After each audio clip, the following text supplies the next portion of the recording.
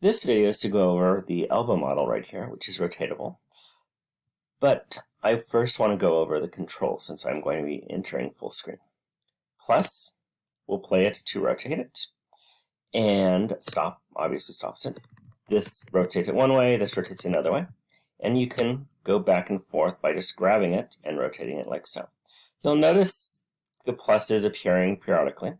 Those are going to be diagrams that are labeled, so lateral landmarks. And a lot of them I got rid of the tendons, so you can actually see it. So there's the capitulum with the head of the radius. And if you just mouse over, it tells you what those landmarks should be called. So, and lastly, this goes into the full screen mode. And to rotate it, I'm going to just be grabbing it and rotating it left and right, like so. So, here is the full elbow model. And this is the medial view. I know it's medial because the ulna right here is the medial bone. And if I keep going the other direction, I'll get the lateral view. So let's start by talking about this distal joint right here. See this fossa in the radius? That's the radius. It's the lateral bone. That fossa is going to articulate with the scaphoid of the carpal. And due to its arrangement, you can flex and extend, so that would be going up and down here. And you can a B duct going out and a D duct going in. So you can actually circumduct your wrist as well. So this is a condylar joint. That's what one surface would be.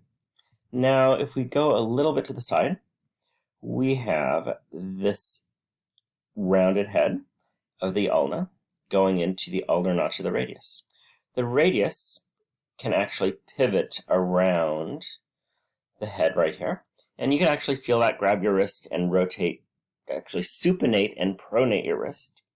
So that is a pivot joint. It's allowing you pronation and supination at your wrist. You will have another one up at this end where you have the radial notch of the ulna and the head of the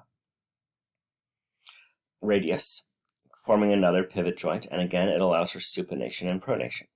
Since I have that landmark, let's look here. The trochleella is the medial landmark there. And you have the trochlear notch of the ulna. This is going to form a hinge joint. It lets you flex and extend. Flex and extend. Over here, we have the capitulum of the humerus. And this is going to actually form a ball and socket joint with the divot on the head here. That's really weird, but it's a ball and socket joint. We're going to look at 3 ligaments and 1 tendon. The first one is right here. That is a tendon because it's attached to a muscle. This is the distal biceps tendon. You have 2 proximal ones, one on each head. You have the one distal one attached to the radial tuberosity. Now we're looking at the lateral view of the medial view of the elbow. This is the medial epicondyle, that is the proximal ulna. This is the ulna collateral ligament. This is the one that baseball pitchers hurt all the time. Now if I rotate more between the lateral epicondyle and the radial collateral ligament.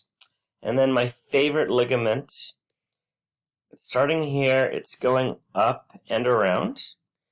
That is the annular ligament. So when you see annular, you get these U-shaped structures. This is the annular ligament going around the head. So if I zoom in here, we have the ulnar collateral on the medial epicondyle going to the ulna.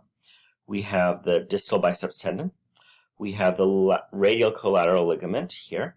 Then the annular ligament is wrapped from the proximal ulna all the way around the head of the radius, all the way to the back. So those are the ligaments, those are the joints. Thank you very much.